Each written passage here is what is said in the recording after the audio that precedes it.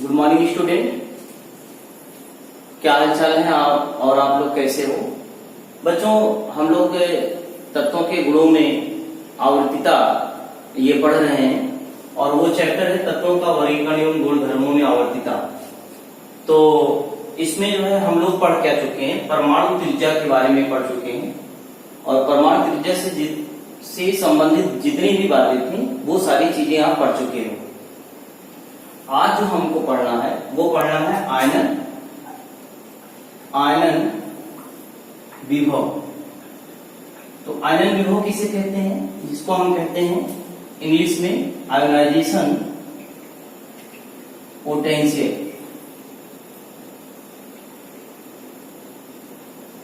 ये होता क्या है? आयनन ऊर्जा इसी को कहते हैं, इसी को आयनन विभव कहते हैं। होता क्या है? कोई परमाणु है, वह विद्युत का क्या है? उदासीन है। क्या है? उदासीन है। और साथ साथ किस अवस्था में है? गैसीय अवस्था में है। और साथ साथ क्या है? विलगित है। क्या है? वह परमाणु क्या है?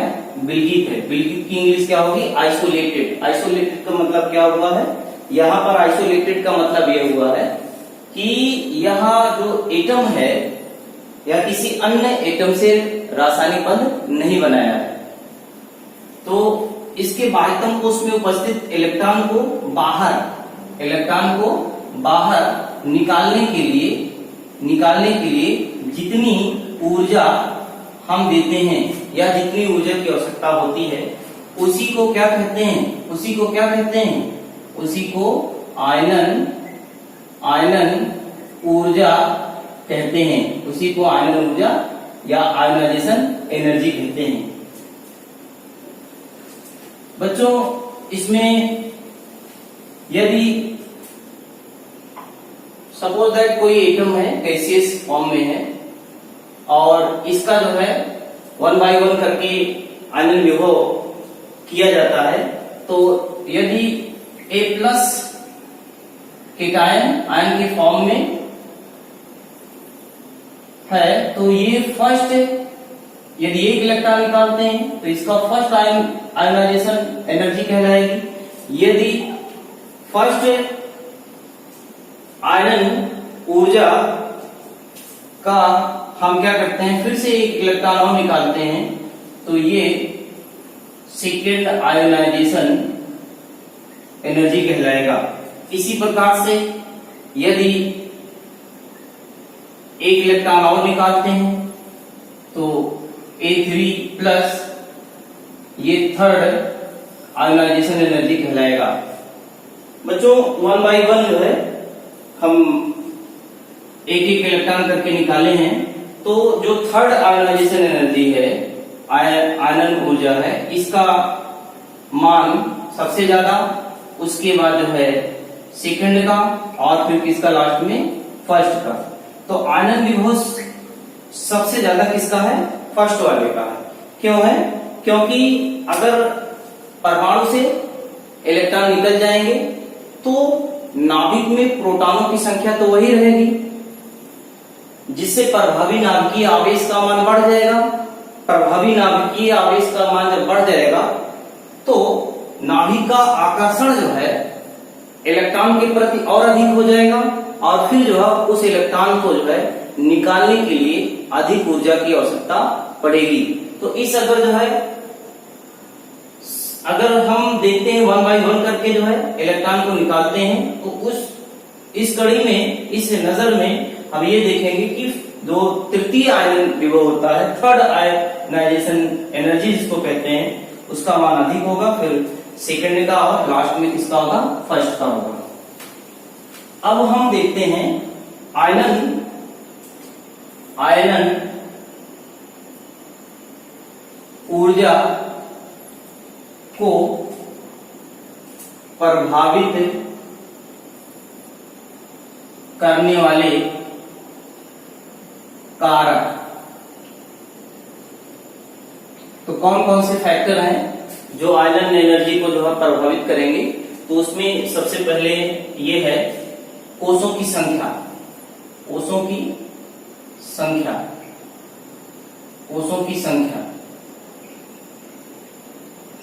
तो यदि कोषों की संख्या किसी भी एटम में गैसीय जो फॉर्म में है और विलगित में है, यदि कोषों की संख्या बढ़ती है तो कोषों की संख्या यदि बढ़ेगी तो परमाणु का आकार क्या होगा, बढ़ेगा। तो परमाणु का आकार जब बढ़ेगा तो नाभिक का बाह्यतम कोष में उपस्थित इलेक्ट्रॉन का जो आकर्षण है वो घट जाएगा, और इससे फिर क्या होगा, आयनन ऊर्जा का मान क्या होगा, घटेगा, क्योंकि बहुत कम ऊर्जा की आवश्यकता होगी। जो ऊर्जा हम देंगे उस इलेक्ट्रॉन को बाहर निकालने के लिए, वह कम ऊर्जा में ही इलेक्ट्रॉन क्या हो जाएगा, बाहर निकल जाएगा।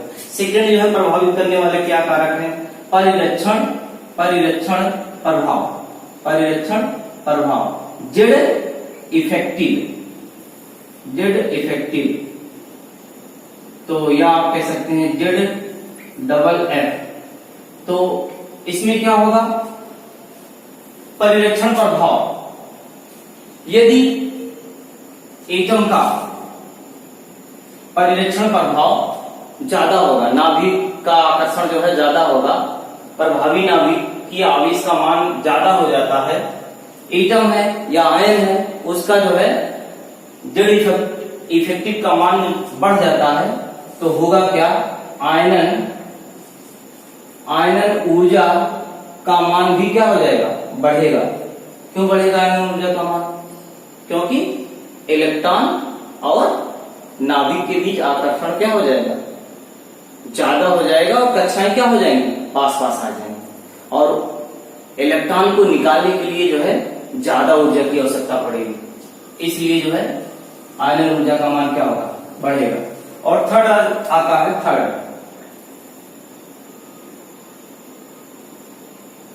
स्क्रीनिंग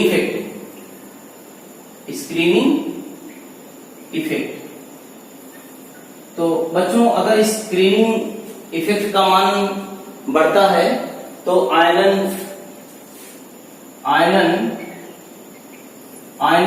ऊर्जा का मान क्या होगा, घटेगा। स्क्रीनिंग इफेक्ट और ये प्रभाव जिसको कहते हैं या शेल्डिंग इफेक्ट कहते हैं, हम जानते हैं बाह्यतम कोष में उपस्थित इलेक्ट्रॉन और आंतरिक कोष में उपस्थित इलेक्ट्रॉन, आंतरिक कोष में उपस्थित इलेक्ट्रॉन करते क्या है, बाह्यतम कोष में जो उपस्थित इलेक्ट्रॉन है नाभिक के आकर्षण को जो है रोक देते हैं, एक स्क्रीन का काम करते हैं, एक आवरण का काम करते हैं। तो अगर ज्यादा जो है स्क्रीनिंग होगी तो आयनन जो बाह्यतम कोष में उपस्थित इलेक्ट्रॉन है वो नाभिक से जो है न्यूक्लियस से उसकी जो पकड़ है वह कमजोर हो जाएगी, और फिर सरलता से जो है कम ऊर्जा देकर जो है उस इलेक्ट्रॉन को बाहर निकाल सकते हैं। नेक्स्ट बात आती है वो है वेधन क्षमता, या आप कह सकते हैं उपकोषों पर भी डिपेंड करता है। उपकोष पे जो है कैसे, जैसे यस हमारा उपकोष है, पी उपकोष है, डी उपकोष है और एफ उपकोष है। सबसे जो है करीब कौन है, नाभिक के सबसे करीब कौन है, न्यूक्लियस के करीब एस सबसेल है, तो ये सबसेल ज्यादा करीब है। तो इस पर होगा क्या, नाभिक का जो पकड़ है, न्यूक्लियस का पकड़ एस सबसेल में उपस्थित इलेक्ट्रॉन पर ज्यादा होगा, तो यहां से इलेक्ट्रॉन को निकालने के लिए ज्यादा ऊर्जा की आवश्यकता पड़ेगी। तो ये भी जो है फैक्टर है जो आयनन विभव को प्रभावित करते हैं। और पी वाले जो है सबसेल में उपस्थित इलेक्ट्रॉन को इससे जो है कम, और डी और सबसे आउटर वाला जो हमारा है वो एफ जो है सबसेल है, उसमें उपस्थित इलेक्ट्रॉन को जो है बहुत ही जो है हल्के जो है या कम ऊर्जा के साथ आप बाहर निकाल सकते हैं। और लास्ट में एक और है, ये इंपॉर्टेंट ये भी है, इस बात को जो है आप नोट कर लीजिए, वो है half field and full field. Half field कक्षक और फुल फील्ड कक्षक जो ऑर्बिटल है हमारे, यदि अर्ध कोण की स्थिति में है, कोण पूरित की स्थिति में है, तो वो ज्यादा स्टेबल होते हैं, ज्यादा जो है ड्यू टू जो है मच सिमेट्री। इसका कारण क्या है, बहुत अधिक सममित होते हैं और ज्यादा अस्थायित्व को प्राप्त कर लेते हैं, इसलिए उसमें जो उपस्थित इलेक्ट्रॉन है उन इलेक्ट्रॉनों को निकालने के लिए ज्यादा ऊर्जा की आवश्यकता पड़ेगी। तो और इस प्रकार से अगर हम देखेंगे तो लास्ट इसमें अगर हम देखेंगे तो वर्ग व आवर्त में आयनन विभव का कर्मी परिवर्तन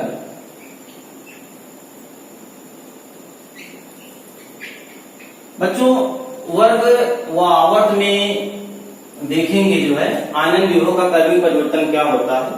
तो ये है हमारा जो है वर्ग, ये वर्ग है।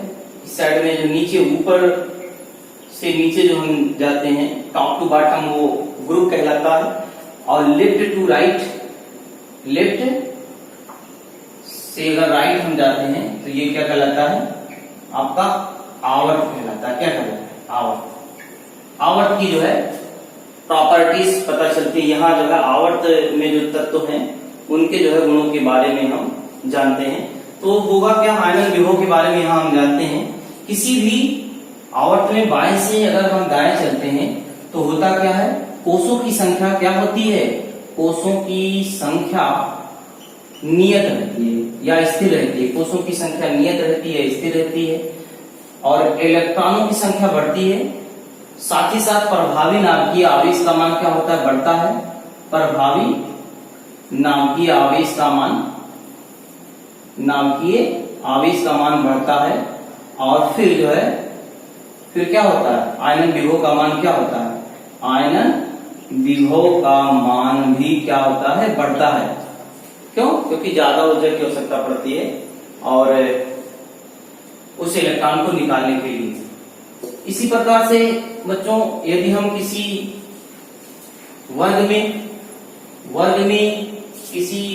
वर्ग में ऊपर से नीचे अगर हम जाते हैं तो क्या होता है, कोषों की संख्या क्या होती है, कोषों की संख्या बढ़ती है। कोषों की संख्या बढ़ने से क्या होगा, नाभिक का आकर्षण जो है इलेक्ट्रॉन बाह्यतम कोष में उपस्थित इलेक्ट्रॉनों पर जो है कम हो जाएगा, जिससे बहुत कम ऊर्जा में उस इलेक्ट्रॉन को आप बाहर निकाल सकते हैं। तो उससे फिर क्या होगा, आयनन ऊर्जा का मान क्या होगा, कम आएगा। ठीक है, बहुत कम आएगा। इस प्रकार से अगर हम और चीजें इसमें देखें तो सपोज दैट ये है लिथियम है, ये है बेरिलियम है, ये बोरान है, ये कार्बन है, नाइट्रोजन है, ऑक्सीजन है, फ्लोरीन है, और ये आपका जो है फ्लोरीन है, ये है नियान है, यहाँ जो है हीलियम है, ये आर्गन है, ये क्रिप्टॉन है, ये जिनान है, और ये रेडान है। तो बच्चों ये आपका जो है नोबेल गैस है, इनर्ट गैसें हैं, और ये जो है अक्रिय जो है गैसें हैं। ये अक्रिय गैसें हैं तो इनका आयनन विभव का मान क्या होता है, सबसे ज्यादा होता है। ज्ञात सभी तत्वों में हमसे पूछ लेता है कभी कभी कि किसका जो है आयनन विभव अधिक होगा, तो हीलियम का सबसे ज्यादा होगा। क्यों होगा, क्योंकि हम जानते हैं हीलियम का परमाणु क्रमांक 2 होता है और इसका इलेक्ट्रॉनिक विन्यास 1s2 होता है। और ये होता क्या है, अगर इस ऑर्बिटल में इलेक्ट्रॉन बढ़ते हैं तो ये फुल फील्ड की स्थिति में है। ठीक है, तो फुल फील्ड की स्थिति में है। हमने आपको अभी जस्ट इसके पहले बताया कि जो फुल फील्ड की स्थिति में होते हैं वो जो है स्टेबल होते हैं और उन्हें जो है ज्यादा ऊर्जा की आवश्यकता पड़ती है, और अधिक ऊर्जा देंगे तभी जो है, बहुत अधिक ऊर्जा देने पर जो है इलेक्ट्रॉन बाहर निकलेंगे। और यहाँ ये भी आप कह सकते हैं ये यस जो हमारा सबसेल है, ये बहुत न्यूक्लियस के जो है पास है, 1s है, और यस ऑर्बिटल बहुत ही जो है न्यूक्लियस के पास है, और जिससे जो है इसका वेधन क्षमता भी बहुत ज्यादा हो जाएगा। यहाँ और चीजें हम देख सकते हैं इसमें, अगर ये है लिथियम, पोटेशियम है, सोडियम है, ये है मैग्नीशियम, ये है एल्यूमिनियम, ये है सिलिकॉन, ये है फास्फोरस, ये है सल्फर, ये है क्लोरीन। अब होता क्या है बच्चों, इसमें कुछ चीजें क्वेश्चन जो है कुछ कभी कभी पूछ लिया जाता है, इसलिए इस मॉडल में आप पढ़ लीजिए। होता क्या है, हम जानते हैं ये आवर्त है, ये आवर्त जो है सेकंड है, ये आवर्त थर्ड है, और आवर्त में जो है बाएं से हम क्या करते हैं, दाएं जाते हैं। कहाँ जाते हैं, बाएं से दाएं। तो हमने आपको भी जस्ट बता रखा है कि किसी भी आवर्त में बाएं से आप दाएं अगर जाते हैं तो आयन विभव का मान क्या होता है, बढ़ता है। लेकिन यहाँ पे कंडीशन हो गया है कि ऑक्सीजन का जो है आयन विभव नाइट्रोजन की अपेक्षा कम होता है और सल्फर का आयन विभव फास्फोरस की अपेक्षा कम होता है, अर्थात इसका आयन विभव ज्यादा होता है, इसका ज्यादा होता है। कारण क्या है? कारण यह है नाइट्रोजन का परमाणु क्रमांक 7 होता है 1s2 2s2 2p3 और यहाँ देखेंगे इलेक्ट्रॉन की संख्या और भर देंगे तो ये कैसा है, ये हाफ फील्ड की स्थिति में है, हाफ फील्ड की स्थिति में है। और हम जानते हैं हाफ फील्ड की स्थिति में जो ऑर्बिटल होते में उपस्थित जो इलेक्ट्रॉन होते हैं अगर हाफ फील्ड की स्थिति में है वो ज्यादा स्टेबल होते हैं और उन इलेक्ट्रॉनों को निकालने के लिए ज्यादा ऊर्जा की आवश्यकता पड़ती है। जब बहुत अधिक ऊर्जा देंगे तब बाहर इलेक्ट्रॉन निकलेंगे कहीं। ऑक्सीजन देखेंगे तो ऑक्सीजन अगर देख लीजिए, ऑक्सीजन का परमाणु क्रमांक कितना है, 8 होता है 1s2 2s2 2p4 होता है और इसमें इलेक्ट्रॉनों की संख्या कितनी है बच्चों, आउटर सेल में 4 है। और इस प्रकार से देखेंगे तो ये ना हाफ फील्ड की स्थिति में है ना फुल फील्ड की स्थिति में है, तो ये जो कि एक अनस्टेबल जो है होता है, इस प्रकार का जो अरेंजमेंट होता है। तो यहाँ आप बहुत कम जो है ऊर्जा में इसके इलेक्ट्रॉन को आप निकाल सकते हैं, इसलिए इसका आयन विभव क्या होता है, कम होता है। यहाँ देख लेते हैं फास्फोरस है और सल्फर है, तो फास्फोरस का जो परमाणु क्रमांक 15 होता है 1s2 2s2 2p6 3s2 3p3, यही तो P में जो है अभी आप देख सकते हैं तो ये किसकी स्थिति में, हाफ फील्ड की स्थिति में, यही कारण है हाफ फील्ड की स्थिति में है।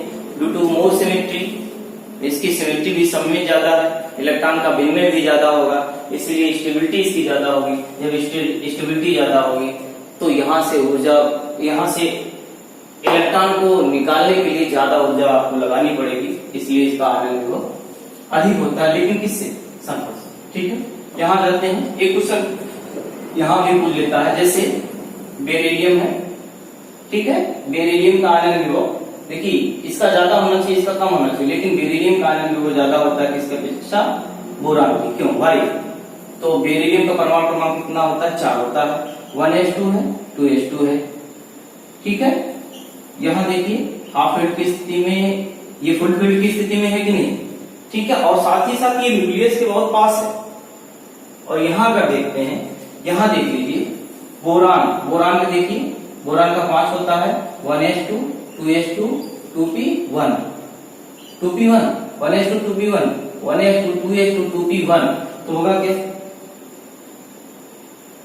2p1 है ना, p ऑर्बिटल है, एक ही इलेक्ट्रॉन है, ना हाफ फील्ड की स्थिति में ना फुल फील्ड, अनस्टेबल अस्थायी व्यवस्था यह अरेंजमेंट, इसलिए इसको जो है बहुत कम ऊर्जा आप देंगे तो इसके इलेक्ट्रॉन क्या हो जाएंगे, बाहर निकल जाएंगे। इस प्रकार से हम देख ये रहे हैं कि कहीं ये जो है एक्सेप्शनल आते हैं इसमें, और ये एक्सेप्शनल को आप ऐसे समझ सकते हैं कि इसमें प्रभावित करने वाले कुछ कारक हैं। ये कारक जो है के कारण जो है इनमें जो है ये चीजें हो रही है कि नाइट्रोजन का ऑक्सीजन से ज्यादा, फास्फोरस का सल्फर से अधिक और बेरिलियम का बोरान से अधिक, सभी ज्ञात तत्वों में सबसे ज्यादा आयन विभव यदि होता है तो किसका होता है, हीलियम का होता है। क्यों होता है?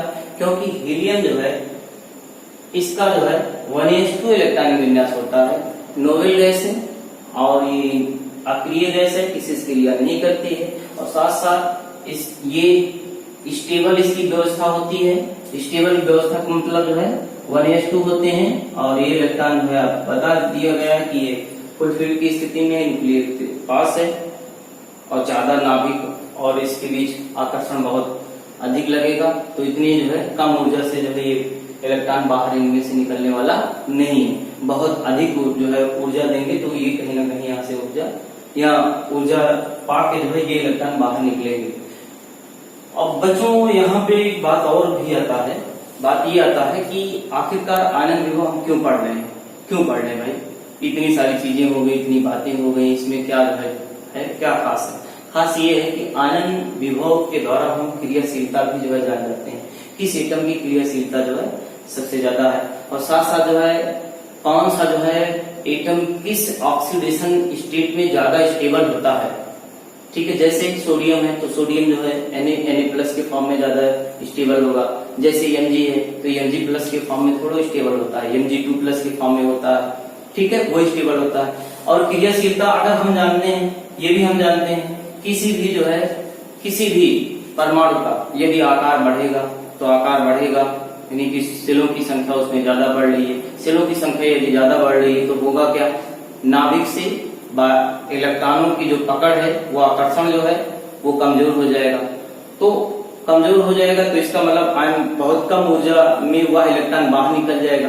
तो बहुत बाहर निकल जाएगा, ऊष्मा पाकर बाहर अगर निकल जाता है तो इसका मतलब वो ज्यादा से ज्यादा वो एटम क्या होगा, रिएक्टिविटी होगा, वो बहुत ज्यादा उसकी क्रियाशीलता होगी। अगर मान लीजिए, तो कुल मिला के यह कहा जा रहा है कि इसका एप्लीकेशन जो है ये है कि क्रियाशीलता भी, रिएक्टिविटी जो है एटम की जो है हम जान जाते हैं और इस कौन से एटम जो है क्रियाशील है या क्रियाशील नहीं है। तो ये आज का ये लेक्चर हुआ, इसमें जो है आनंद विभव के बारे में हम लोग पढ़े। ओके बच्चों, थैंक यू सो मच। मुझे उम्मीद है कि ये जो है बातें जितनी भी आप पढ़ चुके हैं ये समझ में आ गया होगा। और अगले जो है लेक्चर के लिए जो है हम अगले वीडियो के साथ मिलते हैं। तब तक के लिए आप लोगों को जो है thank you so much, best of luck. Okay, धन्यवाद।